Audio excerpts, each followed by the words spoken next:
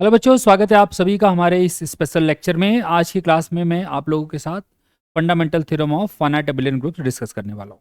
ठीक है, तो इससे पहले कि मैं लेक्चर स्टार्ट करूँ, आप सभी को एक इन्फॉर्मेशन देनी है कि मेरा एक टेलीग्राम चैनल है जिसको आप इस लिंक पे स्कैन करके ज्वाइन कर सकते हो और वहाँ पे आप अपने क्वेश्चंस पूछ सकते हो, है ना। अगर आपको कोई टॉपिक्स हैं जिन पे लेक्चर्स चाहिए, है ना, किसी पे कोई डाउट है ना, तो वो सारी चीज़ें आप उस ग्रुप पे डिस्कस कर सकते हो। तो आप लोग बस इसको स्कैन करके और मेरा टेलीग्राम चैनल ज्वाइन कर लीजिए। ठीक है, चलिए अब बात करते हैं आज के लेक्चर की। तो आज के लेक्चर में हम ये टॉपिक्स करने वाले हैं। Fundamental theorem of finite abelian groups क्या कहता है, and then further applications of fundamental theorem of finite abelian groups. तो let's begin with the statement. इसकी स्टेटमेंट क्या है ना। Fundamental theorem of finite abelian group क्या कहता है।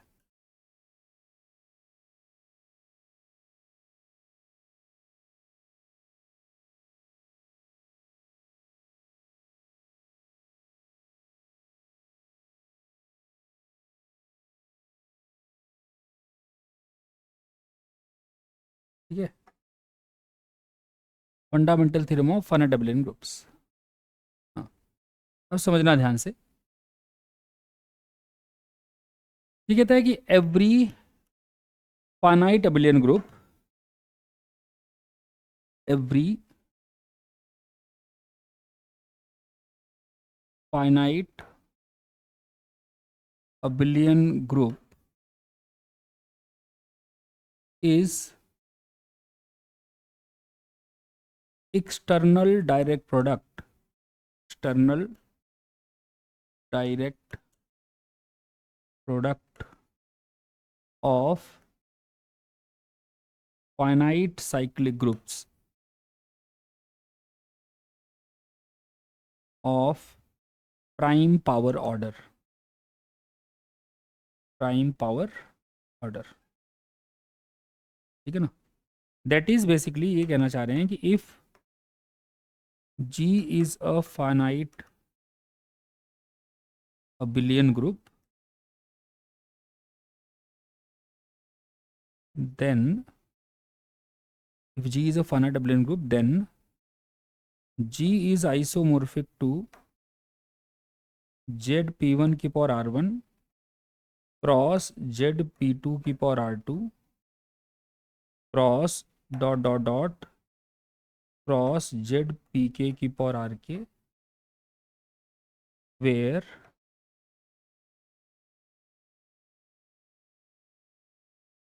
P1 P2 dot dot dot PK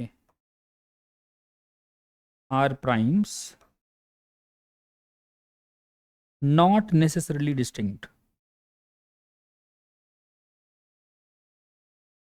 ठीक है, प्राइम है लेकिन जरूरी नहीं कि डिस्टिंक्ट प्राइम हो।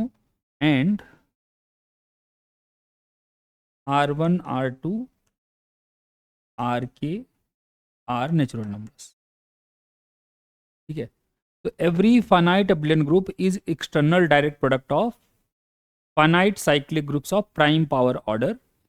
That is, if G is a finite abelian group, then G is isomorphic to EDP of this form, where P1, P2, PK are primes not necessarily distinct, and R1, R2, RK are natural numbers। Her group को ऐसा लिखा जा सकता है, हर group ऐसे ही किसी group के isomorphic होगा। क्वेश्चन ये है कि ये कैसे पता करेंगे कि अगर मुझे एक ग्रुप का ऑर्डर गिवन है, अबिलियन ग्रुप गिवन है, तो वो किस किस के आइसोमोर्फिक हो सकता है ना। ऐसे कितने पॉसिबिलिटीज टोटल बनेंगी जिसके जिसके कि वो आइसोमोर्फिक हो सकता है ना, वो कैसे पता करेंगे। तो उसके लिए एक प्रोसेस है। तो पहले मैं आपको बता रहा हूं कि अगर किसी अबिलियन ग्रुप का ऑर्डर सिंगल प्राइम की पावर है तो वो कैसे बनाए जाते हैं ग्रुप्स, है ना। अप टू आइसोमॉर्फिज्म वो ग्रुप क्या क्या पॉसिबल हैं, पहले उसकी बात कर लेते हैं। उसके बाद हम एग्जाम्पल से आपको समझाएंगे कि अगर किसी फाइनाइट एबिलियन ग्रुप के ऑर्डर में एक से ज़्यादा प्राइम भी इन्वॉल्व हैं तो कैसे डील करेंगे, है ना। मेन ये है जो मैं अभी आपको बताने जा रहा हूं। तो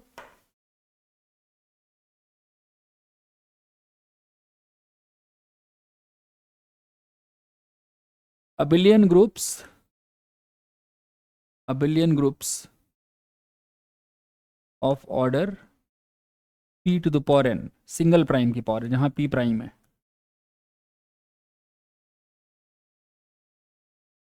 as EDP of cyclic groups,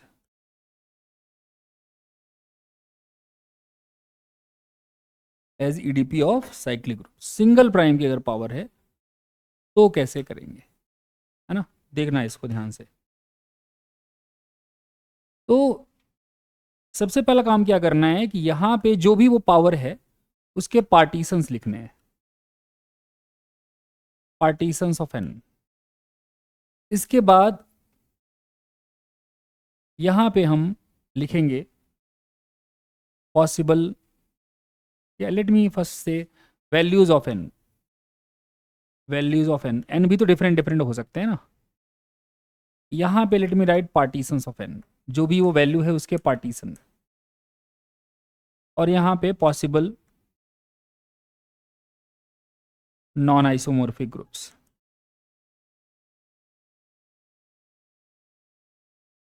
है ना, मतलब जो भी यहाँ से ग्रुप मिलने वाले हैं वो सारे नॉन आइसोमोर्फिक मिलेंगे, ठीक है। उनमें से कोई भी दो उठाओगे तो वो आपस में आइसोमोर्फिक नहीं होंगे, ये है कहने का मतलब, ठीक है। सपोज n का वैल्यू इज 1, n का वैल्यू अगर 1 है तो 1 का तो एक ही पार्टीशन होगा। अब फंडा क्या है, जो पार्टीशन यहाँ करने की बात कर रहे हैं वो क्यों करने की बात कर रहे हैं कि पार्टीशन में जितने 1 आएंगे ईडीपी में उतनी बार जेडपी लिखा जाएगा, और पार्टीशन में जितने 2 आएंगे उतनी बार ईडीपी में जेडपी स्क्वायर लिखा जाएगा, ऐसे जितनी बार 3 आएंगे उतनी बार ईडीपी में जेडपी क्यूब लिखा जाएगा, ठीक है ना। तो पार्टीशन का ये है यूज यहाँ पे। अब यहाँ पे तो एक बार 1 आया है तो मतलब इसमें बस एक बार जेडपी आएगा, और वो वैसे भी आपको पता है कि अगर n 1 हो गया तो ग्रुप का ऑर्डर p हो गया, और p ऑर्डर का हर ग्रुप साइक्लिक होता है और फिर वो जेडपी के आइसोमोर्फिक हो जाता है ना। मान लो यहाँ पे मैंने n को 2 ले लिया, तो 2 के पार्टीशन दो पॉसिबल हैं, एक 1 + 1 एक 2, तो जितने 1 आए उतनी बार कॉपीज जेडपी की लगा दो, जेडपी क्रॉस जेडपी। तो या तो जो p स्क्वायर ऑर्डर का ग्रुप है वो जेडपी क्रॉस जेडपी होगा, या फिर जितने 2 आए उतने जेडपी स्क्वायर लिख दो, या फिर वो जेडपी स्क्वायर के आइसोमोर्फिक होगा। तो पी स्क्वायर ऑर्डर के ग्रुप अपने पास दो संभव हैं, या तो जेडपी क्रॉस जेडपी या तो जेडपी स्क्वायर। मान लो n की वैल्यू 3 होती तो 3 के पार्टीशन होते आपके 1 + 1 + 1, 1 + 2 और 3। 1 + 1 + 1 अगर है तो इसके पास पॉसिबिलिटी, मैंने कहा जितने 1 उतनी कॉपीज जेडपी की लगाओ ईडीपी में, है ना। फिर इसमें देखो एक बार 1 है एक बार 2 है, तो इसमें एक बार जेडपी आएगा और एक बार जेडपी स्क्वायर आएगा। लास्ट वाले में केवल 3 है तो इसमें जेडपी क्यूब आएगा। मतलब बेसिकली 3 ग्रुप मिलेंगे non isomorphic P cube order के जो अबिलियन होंगे, ठीक है ना। तो पी क्यूब ऑर्डर के अबिलियन ग्रुप्स 3 मिलते हैं। बेसिकली आप यहां से ये देख सकते हो जितने पार्टीशन बनते हैं उतने ही नॉन आइसोमॉर्फिक ग्रुप्स बनते हैं पी की पावर एन ऑर्डर के। एन के जितने पार्टीशन होते हैं उतने ही नॉन आइसोमॉर्फिक ग्रुप्स मिलते हैं पी की पावर एन ऑर्डर के, ठीक है ना, जितने भी एन के पार्टीशन है, ठीक है। तो यहाँ 2 पार्टीशन थे तो 2 मिल रहे थे, यहाँ 3 पार्टीशन है तो 3 मिल रहे हैं, तो जितने पार्टीशन होंगे उतने ही नॉन आइसोमॉर्फिक अबिलियन ग्रुप्स मिलेंगे, ठीक है ना। ओके, अब जैसे मान लो यही सपोज करो मेरे पास, मान लो n 4 होता, सपोज करो वैल्यू ऑफ n इज 4। तो अगर यहाँ n 4 होता, पार्टीशंस क्या बनते, 1 + 1 + 1 + 1, 1 + 1 + 2, 2 + 2, 1 + 3 और 4। अब पॉसिबल कितने नॉन आइसोमॉर्फिक अबिलियन ग्रुप्स आते पी की पावर 4 ऑर्डर के, 5। कौन कौन से होते वो, तो पहली पॉसिबिलिटी बनती है आपकी जेड, कितनी बार 1 है यहाँ पे, 4 बार, तो एक बनता ZP cross ZP cross ZP cross ZP. एक बनता आपका जेडपी क्रॉस जेडपी स्क्वायर। एक बनता आपका ZP square cross ZP square.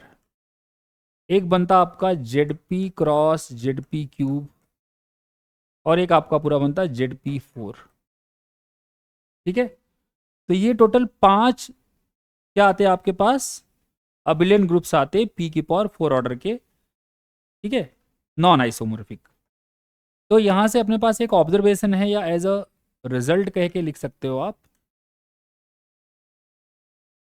कि for any prime p and n belongs to natural numbers, the number of non isomorphic abelian groups of order p to the power n is equal to number of partitions of p, number of partitions of p, sorry number of partitions of n, p के नहीं, power के partition, number of partitions of n. So number of non-isomorphic abelian groups of order p to the power n is number of partitions of n, not p. Number of partitions of n करने हैं, है ना, ठीक है। अब ये तो तब का हो गया जब किसी ग्रुप का ऑर्डर सिंगल प्राइम की पावर हो। अब मैं एक आपको एग्जांपल समझा रहा हूं कि अगर किसी ग्रुप का ऑर्डर एक से अधिक प्राइम की पावर है तो कैसे डील करेंगे, ठीक है ना। तो सपोज करो हम मान लेते हैं कि ये अपने पास एग्जांपल है, मान लो G is an abelian group of order से 45। तो G का ऑर्डर 45 है, तो ये रहेगा आपका G का ऑर्डर अगर 45 है तो 3 स्क्वायर इंटू 5। अब इसमें क्या करना है कि जो प्राइम्स हैं यहाँ पे उनको अलग अलग लेना है, जो प्राइम की पावर से, मतलब पहले 3 की पावर 2 ले लो, और 3 की पावर 2 वाले में वो सारा प्रोसेस लगा लो जो अभी बताया सिंगल प्राइम की पावर वाला। तो इसका जो पावर है उसका पार्टीशन करते हो तो एक 1+1 आएगा और एक 2 आएगा। तो यहाँ से एक ग्रुप बन सकता है Z3 क्रॉस Z3, और यहाँ से बन जाएगा एक Z3 स्क्वायर जिसको कि आप Z9 लिख सकते हो। 5 की पावर 1 लोगे, 1 का पार्टीशन एक ही है, तो यहाँ से बस केवल Z5 आएगा। तो जो G के लिए पॉसिबिलिटीज़ हैं वो कैसे निकालोगे, एक बार इसको इसके साथ लगाओगे, एक बार इसको इसके साथ लगाओगे। तो G या तो बनेगा Z3 क्रॉस Z5, या फिर G बनेगा Z9 क्रॉस Z5। अब Z9 क्रॉस Z5 तो आपका हो गया Z45। मतलब 45 ऑर्डर के एबिलियन ग्रुप दुनिया में बस दो ही हैं, एक Z3 क्रॉस Z5 और एक Z45, और कोई नहीं मिलने वाला, ठीक है ना, ठीक है। तो यहां से आपने देखा क्या, ऑब्जर्वेशन आपकी ये होनी चाहिए थी कि मैंने एक्चुअली क्या किया कि पहले जो पहला प्राइम था उसकी पावर्स के पार्टीशन लिखे, फिर जो दूसरा प्राइम था उसकी पावर के पार्टीशन लिखे। तो जो यहाँ पे पावर्स हैं उनके पार्टीशंस के करस्पॉन्डिंग आप पहले निकाल लोगे, फिर इन्हीं का ईडीपी ले लोगे। तो कहने का मतलब जितने इसके पार्टीशन है जितने इसके पार्टीशन है वही एक्चुअली मल्टीप्लाई होकर के नंबर ऑफ अबिलियन ग्रुप्स मिलेंगे। जैसे इसके 2 पार्टीशन थे, इसका एक ही पार्टीशन था, तो यहाँ पे 2 ही एबिलियन ग्रुप्स आए हैं 45 ऑर्डर के। तो यहाँ से अपने पास एक और ऑब्जर्वेशन आती है, या यू कैन से एक रिजल्ट आता है। रिजल्ट ये है, रिजल्ट क्या है कि if n is equal to P1 की पावर R1 P2 की power R2 dot dot dot Pk की power Rk, where P1 P2 dot dot dot Pk are distinct primes, यहाँ डिस्टिंक्ट प्राइम्स है, ठीक है ना, distinct primes, and R1 R2 Rk belongs to natural numbers, then number of non-isomorphic abelian groups of order n sorry of order N, हाँ order N is equal to PR1 PR2 and so on PRK, जहाँ पे ये P क्या represent करता है, where P function represents number of partitions, number of partitions, ठीक है। क्या रिप्रेजेंट करता है ये, नंबर ऑफ पार्टीशंस, ठीक। जैसे अगर मैं आपसे कहूँ एग्जाम्पल के लिए, सपोज करो न्यूमेरिकल आंसर टाइप क्वेश्चन अगर आ गया कि the number of non isomorphic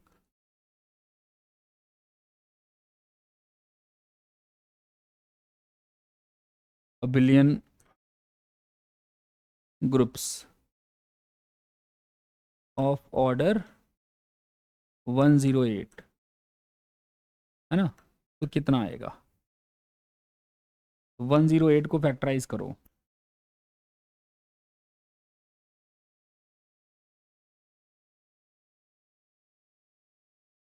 है ना, तो कितना हो गया, 108 हो गया आपका 2 स्क्वायर इंटू 3 की पावर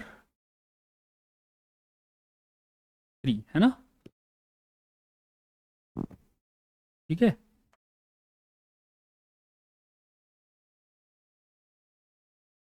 तो क्या आंसर आएगा इसका,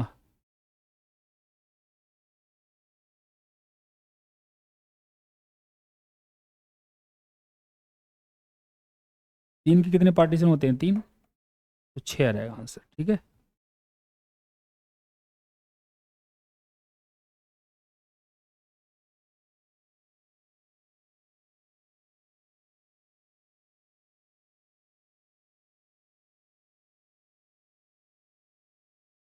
ठीक है, 6 इसका आंसर आ जाएगा। तो इस तरीके से आप देख सकते हैं। इस पे एक क्वेश्चन कर लेते हैं, देखना क्वेश्चन कैसे होंगे। मान लो मैं कहता हूँ let G be an abelian group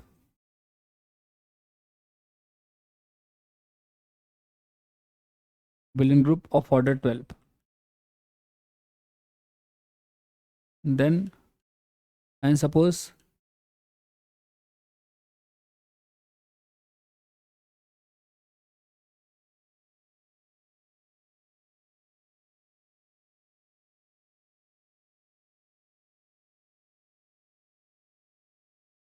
बस इतना ही लिख देते हैं, देन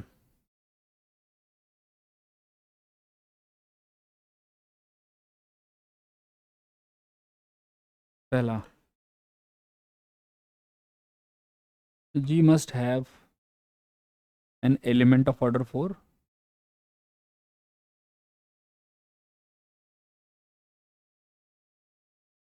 ठीक है, पहला ऑप्शन। दूसरा option G must have an element of order 3, तीसरा option G must have a subgroup of order 4,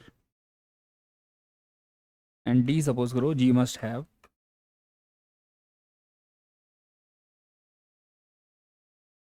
a subgroup of order 3,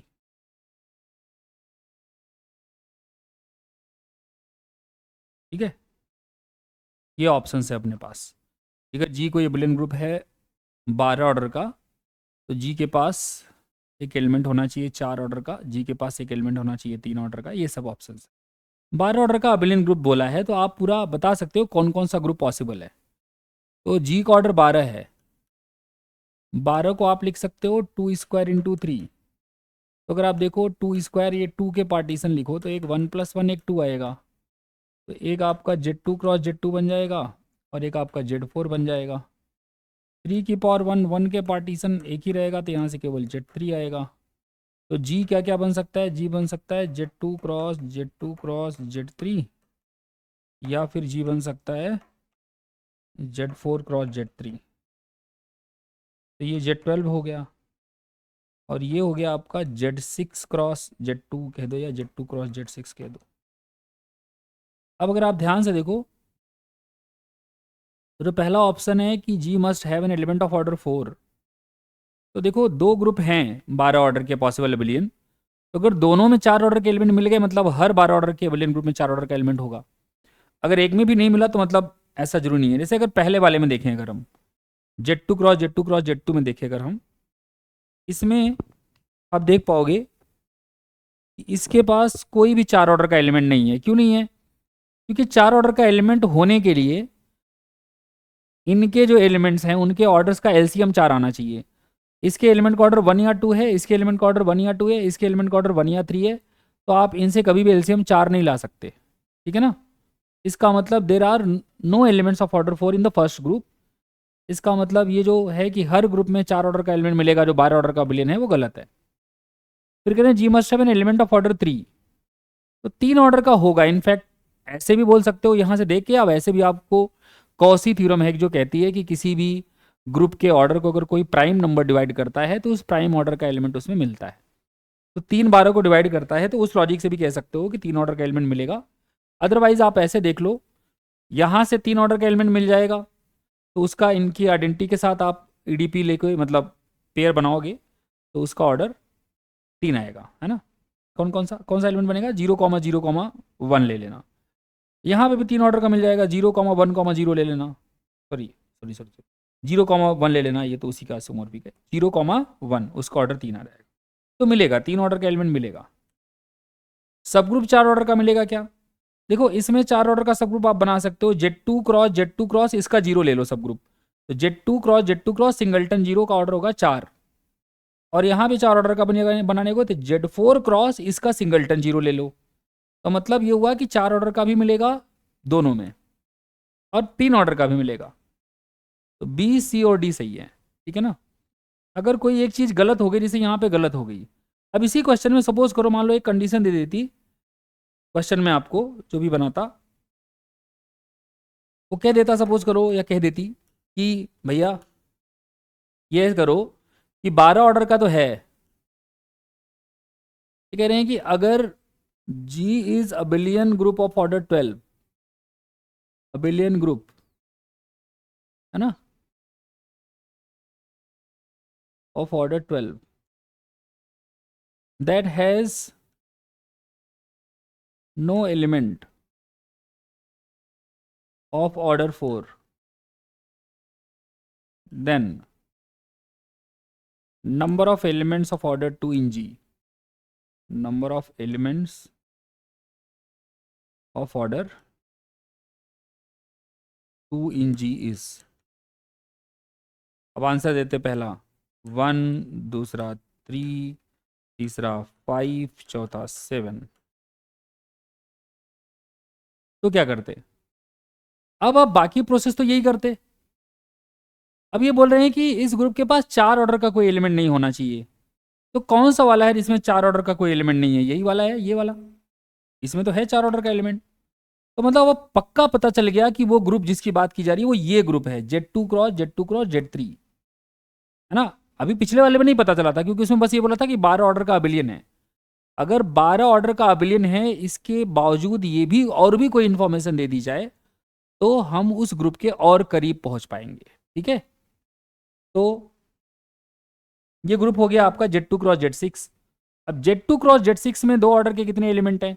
formula direct है आपके पास, 2 टू द पावर 2 - 1, 4 - 1, 3। तो ये करेक्ट ऑप्शन हो जाता। इसी में अगर बोलते हैं कि जी 12 ऑर्डर का ऐसा अबिलियन ग्रुप है जिसमें एक एलिमेंट 4 ऑर्डर का पक्का होना चाहिए, तो फिर वो Z12 हो जाता, और फिर उस पर क्वेश्चन पूछ सकते थे आपसे। तो ये आपको देखना है कि जो इन्फॉर्मेशन गिवन है उसको यूज करके आप ग्रुप के और कितना ज़्यादा करीब पहुंच सकते हो। ठीक है ना? जैसे एक और क्वेश्चन करते हैं, मान लो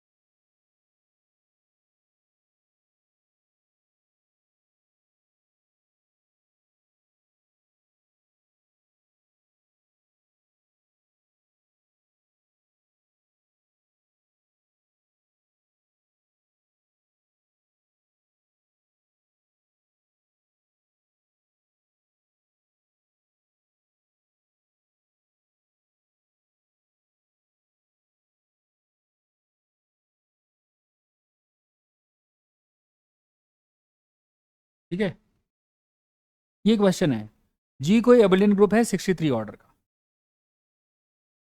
कह रहे हैं कि G must have an element of order 9, G must have a subgroup of order 9, G must have an element of order 7, G must have a subgroup order 7। तो अगर जी का ऑर्डर 63 दिया है तो 3 स्क्वायर हो गया into 7, तो 3 square 2 के पार्टीशन 1+1 और 2 आएंगे। तो यहाँ से आपके पास Z3 क्रॉस Z3 या फिर Z9 बनेगा। 7 की पावर 1, 1 का पार्टीशन एक ही है, तो यहाँ से बस Z7 बनेगा। ठीक है,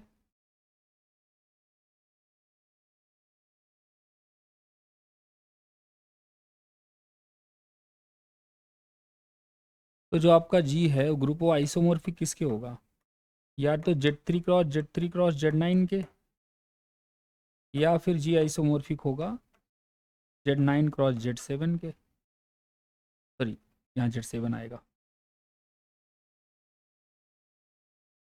Z9 क्रॉस Z7 तो Z63 ही हो गया, क्योंकि GCD 9 और 7 का 1 है। अब फिर वही कहानी कि जो पहला वाला ग्रुप है उसमें 9 ऑर्डर का एलिमेंट नहीं मिलेगा, क्योंकि एलसीएम आप इनके ऑर्डर्स का 9 नहीं ला सकते, इनके एलिमेंट्स का। तो must have an element of order 9 गलत है ना। फिर must have a subgroup of order 9, हाँ वो बन जाएगा। यहाँ से Z3, यहाँ से Z3 क्रॉस Z3 और यहाँ से 0 ले लेना, तो 3 3 9, 9 ऑर्डर का सब ग्रुप मिल जाएगा, है ना। 7 ऑर्डर का एलिमेंट मिलेगा, क्योंकि चाहे तो ऐसे देख लो दोनों में 7 ऑर्डर के एलिमेंट मिल रहे हैं, चाहे वो देख लो कि प्राइम नंबर अगर किसी ग्रुप के ऑर्डर को डिवाइड करता है उस ऑर्डर का एलिमेंट मिल जाता है। तो अगर किसी ऑर्डर का एलिमेंट मिल गया तो उस ऑर्डर का सब ग्रुप भी मिल जाता है, उससे जनरेटेड सब ग्रुप जो बनता है। ठीक है ना, इस तरीके से आपका ये हो गया। तो fundamental theorem of finite element group में इस प्रकार के क्वेश्चंस पूछे जा सकते हैं, जिसमें आपको या तो ये पूछ लेगा कि भाई किसी एक गिवन ऑर्डर के कितने फाइनाइट एलिमेंट ग्रुप्स बनेंगे अप टू आइसोमॉर्फिज्म, या नॉन आइसोमॉर्फिक कितने बनेंगे वो बता दो। या तो आपसे ये पूछ सकते हैं कि ये ग्रुप है भाई अबिलियन है इस ऑर्डर का, तो इसके बारे में प्रॉपर्टीज आपसे पूछ सकते हैं। ठीक है ना, जैसे इसी क्वेश्चन में मान लो ऐसे बोला होता, मान लो इसी क्वेश्चन में बोले होते let G be an abelian group of order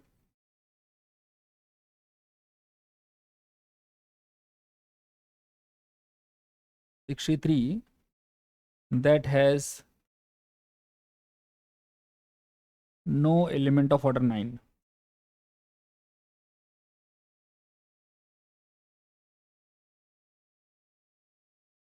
ठीक है ना, then number of elements of order 3 in G is,